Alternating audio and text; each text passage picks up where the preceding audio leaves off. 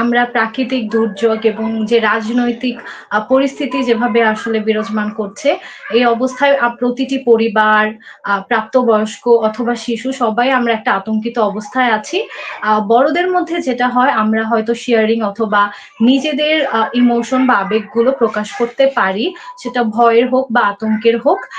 কিন্তু শিশুদের ক্ষেত্রেও কিন্তু সমানভাবে তারাও আতঙ্কিত হচ্ছে, ভয় পাচ্ছে, কিন্তু তাদের সেটা প্রকাশ করাটা আসলে কতটুকু হচ্ছে। এবং আমরা স্বাভাবিকভাবেই জানি শিশুরা পূর্ণাঙ্গ ভাবে তাদের আবেগগুলো প্রকাশ করতে আসলে সক্ষম নয়, কারণ তখনও ইমোশনাল ডেভেলপমেন্ট চলছে। তবে তাদেরও কিন্তু আমাদের বড়দের মতোই ভয় এবং আতঙ্ক সমানভাবে কাজ করে, শুধু প্রকাশের ভঙ্গিটা অন্যরকম, অথবা অনেক শিশুর ক্ষেত্রে সেটা হয়তো প্রকাশই হচ্ছে না। এখন আমি যেহেতু একটা স্কুলে কাউন্সিলর হিসেবে আছি, প্রতিনিয়তই আমি শিশুদের সাথে কাজ করছি, আমি ইন্টারাক্ট করছি। তাদের মধ্যেও কিন্তু ভাইয়া একটা ভালো আতঙ্ক কাজ করছে, ভয় কাজ করছে। আর এই যে ভয় আতঙ্ক এগুলো কিন্তু বিভিন্নভাবে তাদেরকে মানসিকভাবে ক্ষতিগ্রস্ত করছে এবং প্রভাব পড়ছে। আমি আসলে সামারি করে যদি বলতে যাই, এটাই বলবো যে বড়দের মতো শিশুদেরও ওই চেঞ্জেস গুলো আসছে এই পরিস্থিতির কারণে, এই আতঙ্কিত পরিস্থিতির কারণে। আর এই যে তাদের একটা মানসিক পরিবর্তন, এটা আসলে তাদের আচরণেও কিন্তু প্রভাব ফেলছে।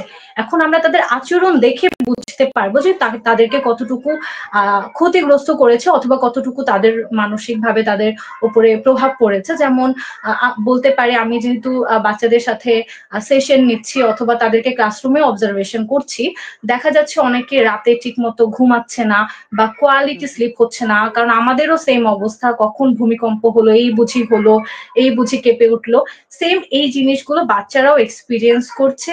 সেই সাথে তাদের ক্লাসরুমে যেটা হয়েছে, মনোযোগের অভাব বা মনোযোগ কম, কারণ ক্লাসরুমেও যখন বসে আছে তখনও হয়তো হুট করে তাদের মাথায় আসতে পারে কোনো একটা শব্দের কারণে বা কোনো একটা কম্পনের কারণে তারা ফিল করতে পারে যে এই বুঝি আবার আর্থকোয়েক বা ভূমিকম্প হলো।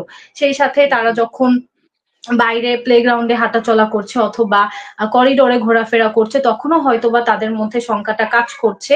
আর বেশি যে সমস্যাগুলো তাদের হচ্ছে, তার মধ্যে ঘুমের সমস্যাটা বা স্কুলে যাওয়া নিয়ে ভয়।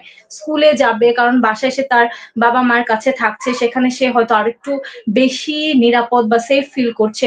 স্কুলে হয়তো বা সে ভাবছে আমি স্কুলে যাব, তখন আমাকে কে টেক কেয়ার করবে, বা এরকম একটা কনফিউশন বা এরকম একটা শঙ্কার মধ্যে তারা থাকছে। যদি আমি সামারি করে বলি যে নিরাপত্তা, তার নিরাপত্তা নিয়ে সে শঙ্কিত আছে, কিন্তু সেটা সে হয়তো মৌখিক ভাবে অথবা তার বিহেভিয়ার দিয়ে সে হচ্ছে সামটাইমস বোঝাতে পারে, এবং কিছু সময় সে বোঝাতে পারে না। কিন্তু এই মানসিক যে পরিবর্তন, এটার কারণে তার বিহেভিয়ার বা আচরণেও পরিবর্তন আসছে।